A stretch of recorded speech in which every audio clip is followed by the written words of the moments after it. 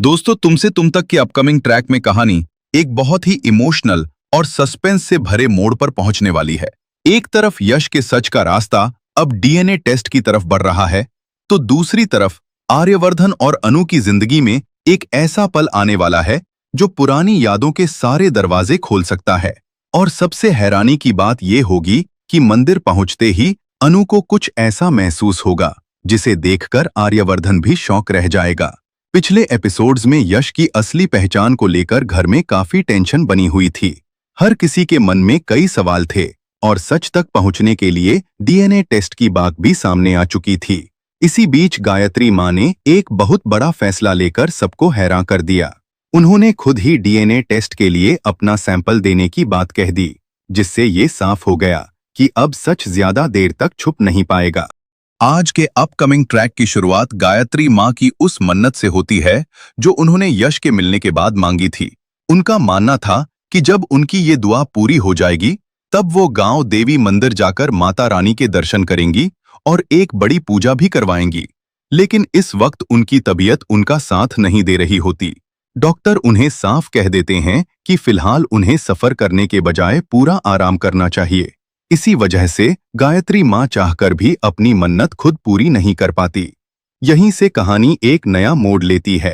अन्नू फैसला करती है कि अगर गायत्री मां खुद मंदिर नहीं जा सकती तो वह उनकी तरफ से ये मन्नत पूरी करेगी। सिर्फ इतना ही नहीं, वह चाहती है कि आर्यवर्धन भी उसके साथ चले। जब अन्नू ये बात आर्यवर्धन को बताती है तो वह कुछ देर के लिए बिल्कुल खामोश हो जाता है। उसके चेहरे पर हैरानी और बेचैनी दोनों साफ नजर आती हैं। इसकी वजह भी बहुत खास होती है। गांव देवी मंदिर वही जगह है जहां आर्यवर्धन की जिंदगी का एक बहुत बड़ा चैप्टर शुरू हुआ था। यहीं उसकी पहली मुलाकात राजनंदिनी से हुई थी, इसलिए उस जगह से उसकी बहुत गहरी यादें जुड़ी हुई हैं। मंदिर का नाम सुनते ही आर्यवर्धन के दिल में पुरानी बातें फिर से ताजा होने लगती हैं। लेकिन असली ट्विस्ट तो तब आता है जब दोनों मंदिर पहुंचते हैं। जैसे ही अन्नू उस पवित्र जगह पर कदम रखती है, उसके अंदर अजीब सी बेचैनी शुरू हो जाती है। उसे लगता है जैसे वो पहले भी कभी यहाँ आ चुकी है। धीरे धीरे उसकी आंखों के सामने कुछ धुंधले मंजर उभरने लगते हैं।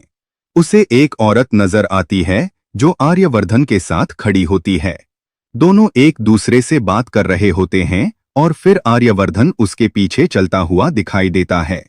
ये सब देखकर अन्नू बुरी तरह हैरान रह जाती है। उससे समझ ही नहीं आता कि ये सिर्फ उसकी इमेजिनेशन है या फिर किसी पुरानी सच्चाई की झलक। दूसरी तरफ आर्यवर्धन भी अन्नू के बदलते एक्सप्रेशंस देखकर परेशान हो जाता है। उससे अंदाजा ही नहीं होता कि अन्नू को आखिर क्या दिख रहा है। मंदिर का ये पूरा सीक्वेंस कहानी का सबसे इमोशनल और सस्पेंस भरा हिस्सा बनने वाला है। अन्नू को लगातार महसूस होता है कि इस जगह का उसकी जिंदगी से कोई गहरा रिश्ता है। आखिरकार वो अपनी उलझन आर्यवर्धन के सामने रख ही देती है। वो उससे पूछती है कि उसने मंदिर में एक औरत को उसके साथ देखा। वो कौन थी और आर्यवर्धन उसके पीछे क्यों जा रहा था? ये सवाल सुनते ही आर्यवर्धन एकदम शॉक हो जाता है। उसके लिए सबसे बड़ी हैरानी ये होती है कि अन्नू को वो सब कैसे नजर आ रहा है जो सिर्फ उसके बीते हुए कल का हिस्सा था। उसके पास इस बात का कोई सीधा जवाब नहीं होता। इसी वजह से उसकी टेंशन और भी बढ़ जाती है। मेकर्स इस पूरे ट्रैक के जरिए ये इशारा देते हैं कि अन्नू के साथ जो कुछ हो रहा है वो सिर्फ एक कोइंसिडेंस नहीं है, बल्कि वेरे वेरे उसकी यादें लौटने की शुरुआत हो चुकी है। हर नया एहसास उससे उस सच के और करीब ले जा रहा है जो अब तक अंधेरे में छुपा हुआ था। यही वजह है कि आर्यवर्धन के लिए आने वाले दिन और भी मुश्किल